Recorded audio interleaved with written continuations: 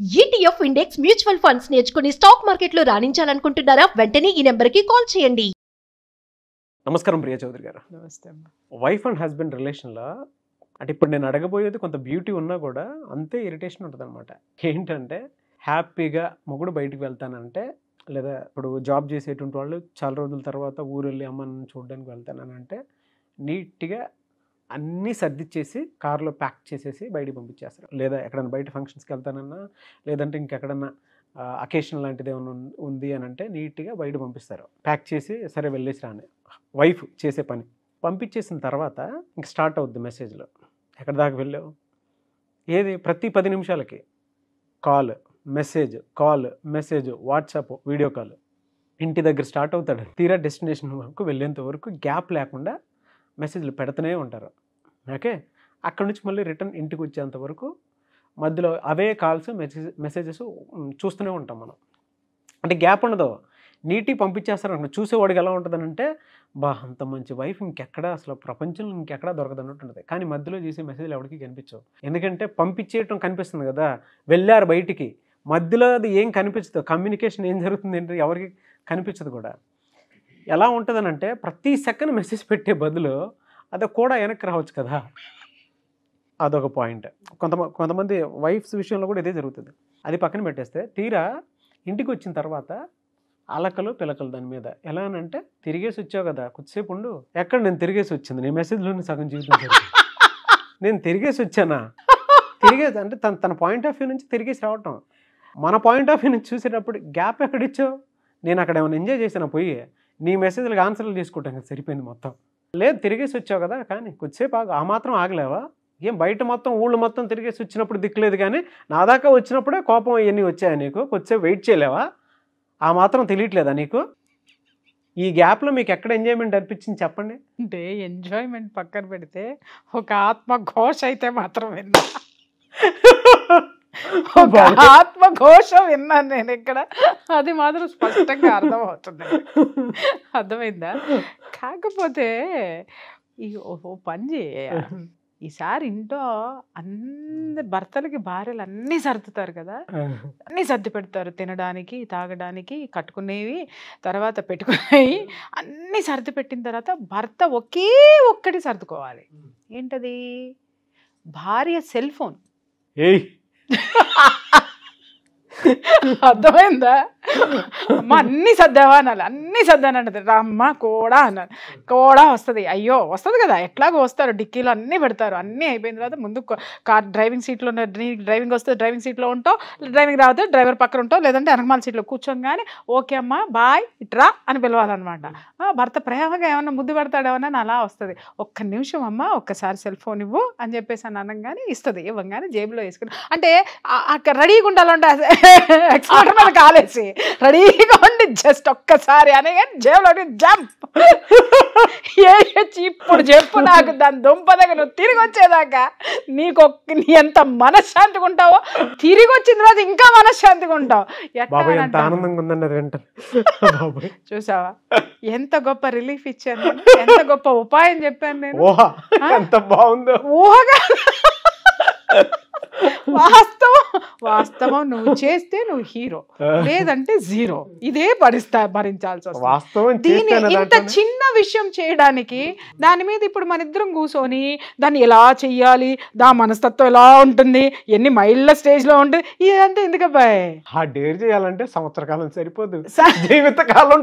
ఒక్క సెకండే యాక్సిలేటర్ మీద కాలు, డ్రైవింగ్ సీట్ రెడీగా, స్టీరింగ్ మీద ఇమ్మీడియట్ గా పిలవడము, సెకండ్స్ తీసుకోవడం, అగైన్ తొక్కితే దాని దుంపదేగా హైవే మీద ఉండాలా, రౌటర్ రింగ్ రోడ్ లో ఉండాలి కారు.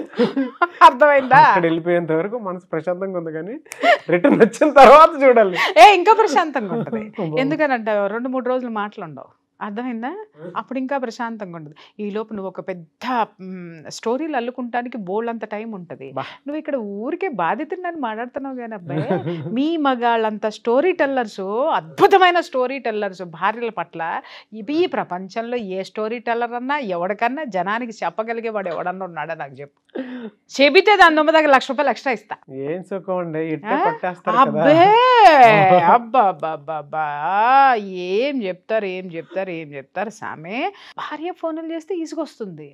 ఫోన్ ఎవడు కొనిమ్మన్నాడు? నీకు నువ్వే కొనిచ్చావు కదా, నువ్వే కొనిచ్చావు. ₹1,00,000, 10,000, 25,000, 30,000 మోజెవరిది? నీదే. మరి దాన్ని వాడాలి కదా. పోనీ పక్కనాళ్ళకి చేసింది అనుకో, పక్కనాళ్ళకి చేసావని నువ్వే తిడతావు కదా. అందుకని నా మొగుడికి చేసుకుంటే పోలా, ఖాళీగా కూర్చొని ఉన్నా. ఎక్కడికి వెళ్ళావు, ఎలా ఉన్నావు, ఏం చేసావు అని నువ్వు ఇచ్చినటువంటి ఆ యొక్క మొబైల్ ఫోను, నువ్వు ఖర్చు పెట్టినటువంటి ఆ ఖర్చుకి తిరిగి రిటర్న్ నీకే ఇస్తున్నప్పుడు ఆనందించవయా. బోర్ కొట్టకుండా పెడుతుంది పెళ్ళాం మెసేజ్లు. చూడు, బోర్ కొట్టకుండా నీకు సాఫీగా జర్నీ చేసుకుంటూ వెళ్ళిపోతున్నావు, పెట్టు మెసేజ్లు. చూసావా, ఆ మెసేజ్లు ఇచ్చేసరికి ఎక్కడికి వచ్చావు అనగానే టింగ్ అని డ్రైవర్ అనుకో సడన్ బ్రేక్ వేస్తాడు, ఆపేస్తాడు. అరే ఎక్కడికి వచ్చావు అంటే సార్ ఇంటికి సార్ అంటాడు. అనగానే చూసావా, నీకు అసలు ఎంత దూరం ప్రయాణం చేసావు, ఎన్ని గంటలు ప్రయాణం చేసావు. మంచినీళ్ళకి, కార్లకి, టీలకి, కాఫీలకు కూడా ఆపకుండా నీ మెసేజ్లతో బిజీగా ఉండి డ్రైవర్కి ఒక మొక్క కూడా చెప్పవు, రే కాఫీ తాగాలి, టీ తాగాలి అనేసి. ఆ డబ్బులు ఖర్చులు మిగిలియా నీకు? మధ్యలో ఎక్కడైనా హోటల్కి వెళ్ళకుండా ఆ డబ్బులు ఖర్చులు మిగిలియా నీకు? ఎందుకంటే ఒక్క సెకండ్ అసలు ప్రపంచం ఏంటనేది తెలియనంత బిజీలో నీ భార్య నిన్నుంచి బయట ఫుడ్ తినివ్వకుండా నిన్ను ఆరోగ్యకరంగా ఉంచింది, పద్దాక టీలు కాఫీలు తాగనివ్వకుండా ఆరోగ్యకరంగా ఉంచింది. నీకు అలసట తెలియకుండా నీ ఇంటి ముందు ఉండేదాకా అసలు నువ్వు ఎక్కడున్నావో తెలియకుండా అంత సుదీర్ఘమైన సుఖవంతమైనటువంటి ప్రయాణం చేయించినటువంటి నీ భార్యకి థ్యాంక్స్ చెప్పాలయా నువ్వు. మరి తదాస్తు, గాడ్ బ్లెస్ యూ. స్వేచ్ఛనిచ్చేది మీరే. అసలు మీరు రిప్లైలు ఇవ్వడం, ఫోను కొనిచ్చిన రోజునే మెసేజ్లు పెడితే పూటకు ఒక్కటి కాదు రోజుకొకటే పెట్టమని, ఆ రోజుకు ఒకటే మెసేజ్ ఇవ్వడం మీరు స్టార్ట్ మీరు పెట్టాల్సింది పోయి, దీని దుంపదగా అమ్మాయి ఫోటో బాగుందో లేదో చూడరా అనగానే ఫోటో నచ్చంగానే ఎమ్మటే సెల్ఫీ దిగేసి ఫోనే వెళ్ళిపోద్ది. అప్పుడు మొదలవుద్ది దాని దుంపదగా. ఎక్కడుంది ఇది, ఎక్కడ పుట్టింది తెగులు?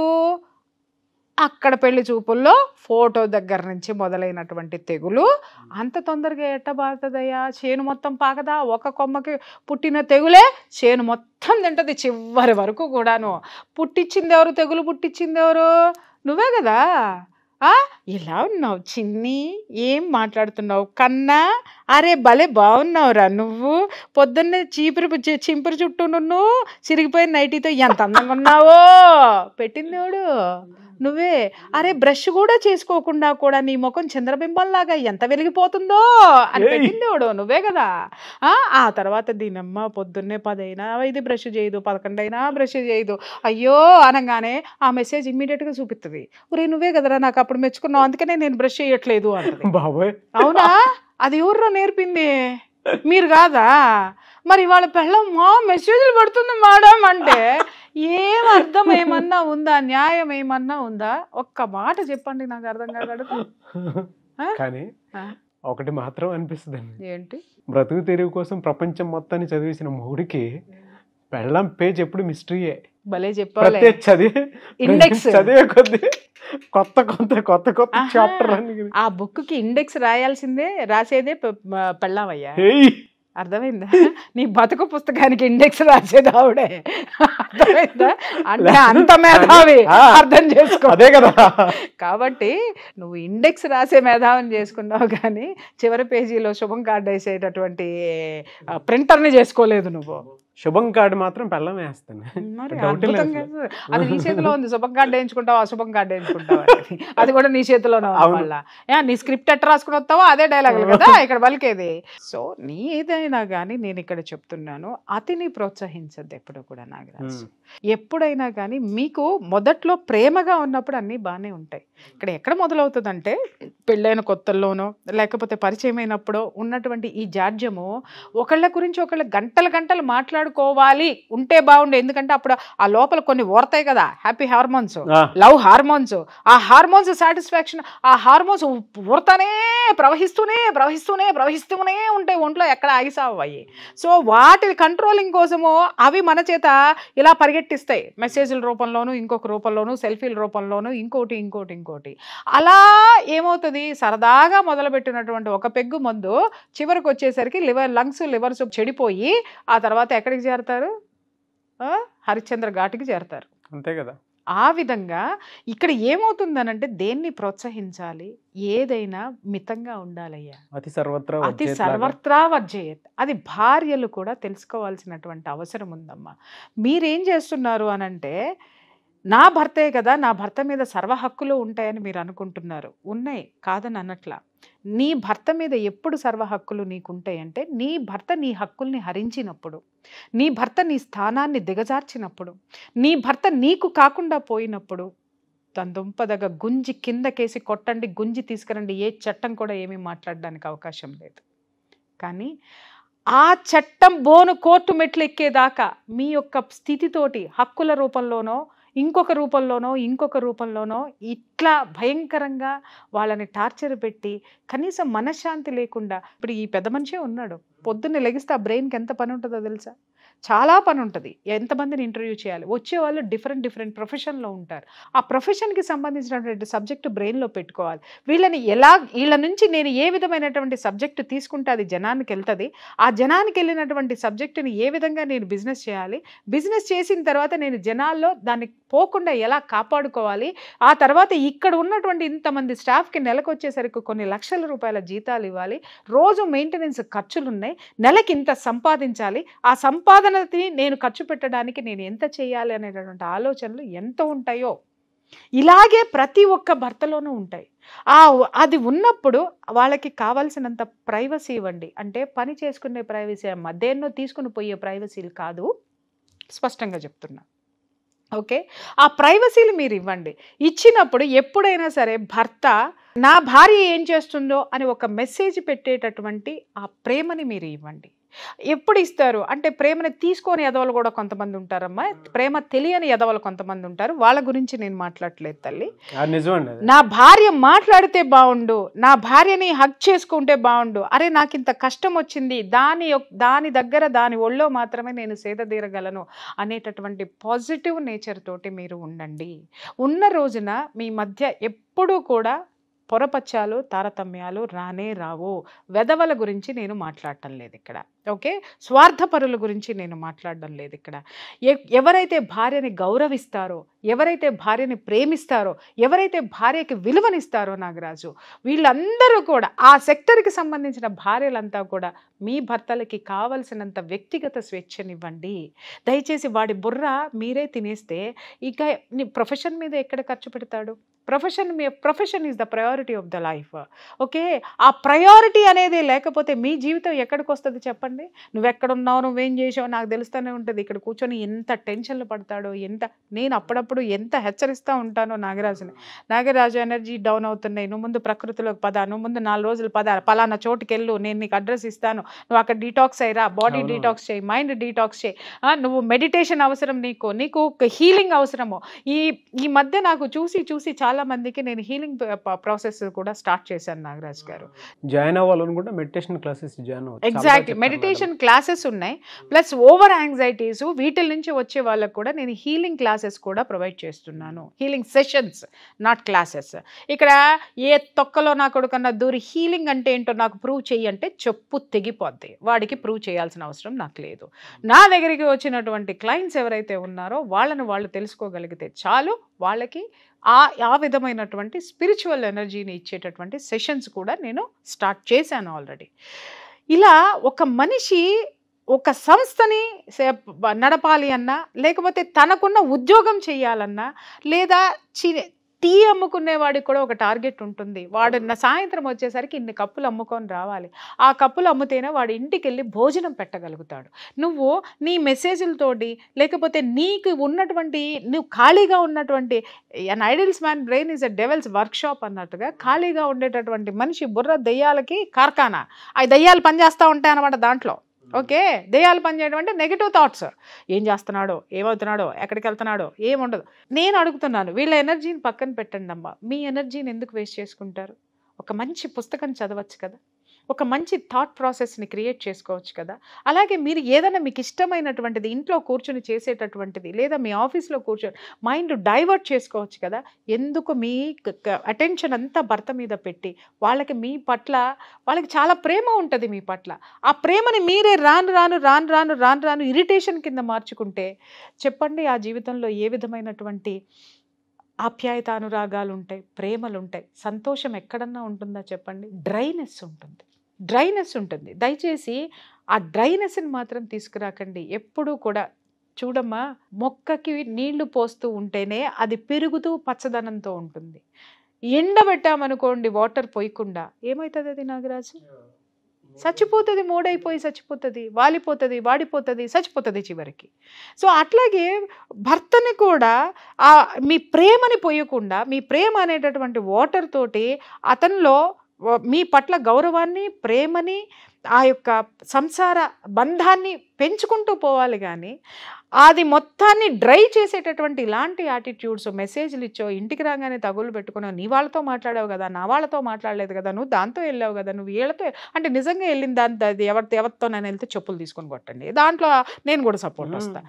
కానీ ఇలాంటి వాటితోటి ఎంత జీవితంలో ఎంత మాధుర్యాన్ని కోల్పోతున్నారు.